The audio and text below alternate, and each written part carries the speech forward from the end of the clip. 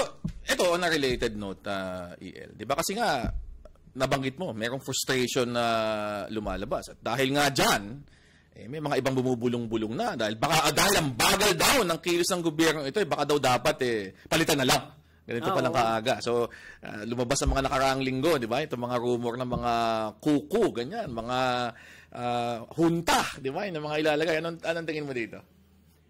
Maraming kwento, pero ang unang tanong, well, number one, di ba ang kwento ganito? Merong isang Duterte ex-general lumapit sa military, mag-withdrawal of support kayo. Di ba? Ayaw nung mga ang sabi daw, dahil ayaw namin ang sasaksid si VP Sara, pro-China.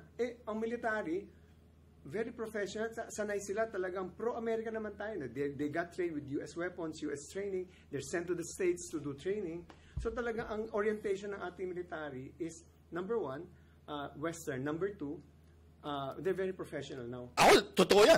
Tayo, nung nasa gobyerno tayo, all the times na nakatrabaho ko ang mga taga-AFP, impressed ako sa kanilang professionalism. At kung meron mang talagang na-institutionalize, yung ganon, yung pagiging apolitical, pagiging very professional, pagiging napakatibay ng fidelity to the Constitution. And I think that's a very strong signal. And Okta survey said 73%. Ngayon, yung bago. They trust the military, no? And you and I, kilala natin si Nonong Cruz, former Secretary of Defense. Talagang sinabi niya sa akin, Edwin, nung panahon ko talaga, I made sure to avoid another coup that we will professionalize the military sector. So talagang, iba talaga. During our time, si Chief of Staff Ed Oban was a friend of mine. Talagang, dinidigdig niya parati ang professionalismo sa military sector. By the way, nung panahon ni President Aquino, we never had such, walang tumatawag ng coup or junta.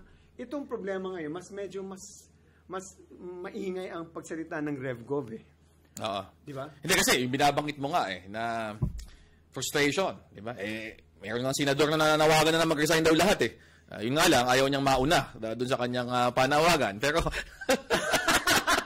resign all. Pero ang punto, nakalutang na yung ideya because precisely yung frustration na parang walang nangyayari, di ba? Pero ang gusto ko lang idagdag dito, mas nakakatakot actually yung papasok ka sa isang parang RevGov situation. Lalo na klaro naman na ginagamit ito ng, hindi naman to apolitical hindi naman to galit lang sa corruption ginagamit ng isang political faction para piliting magkaroon ng parang succession scenario. Madami naman sa mga nagtutulak, lumalabas talaga. Ang gusto nilang maupo si VP Sara Duterte.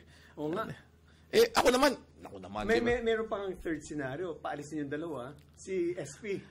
Tito Soto naman ang gawing presidente, di ba? Maraming mga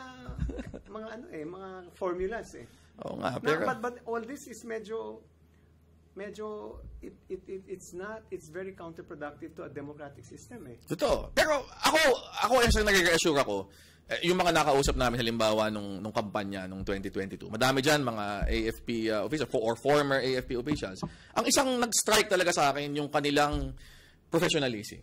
Yung kanilang mindset na ang AFP hindi dapat pumapanig sa mga ganitong klase mga political na mga bakbakan. They should just stick do sa kanyang oath na i-defend ang ating konstitusyon at ang ating teritoryo. At ako, reassured ako sa statement nga ni AFP Chief of Staff Brodner, di ba? Na may mga kumausap pero malinaw yung aming tindig, di ba, dito sa usaping ito.